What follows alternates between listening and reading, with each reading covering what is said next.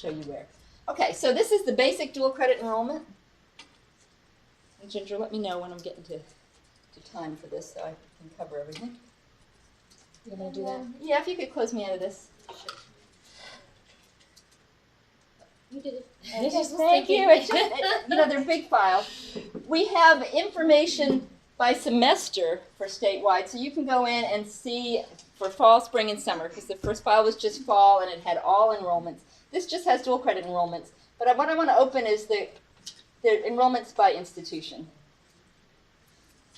because this can be helpful for you at your service center if you want to look and see who's doing the dual credit in your area. Maybe you've got an ISD that wants to partner. We've got data. We started collecting dual credit data in our CBM reports in 1999, and that's why that was the first year that we had information about dual credit enrollments.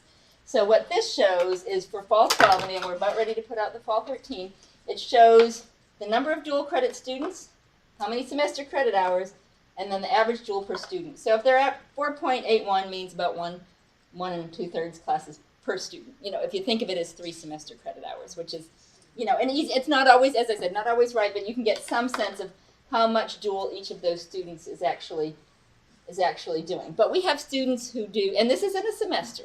So that to keep in mind, because if this is in a semester and these students take dual for both semester junior and senior year, then you've got quite a lot of dual credit hours. And we're seeing students with many, many dual credit hours. There was legislation that went through in the 83rd session, so the session that just completed last May. And basically it says that colleges can only get funding for dual credit courses. So this is the funding that goes to the college, the formula funding that goes to the higher ed institution, if a dual credit course is in their core, if it's a foreign language course, or if it's a career or technical course. Early college high schools are exempted from that. The other thing that we had legislation a few years before that was for physical education.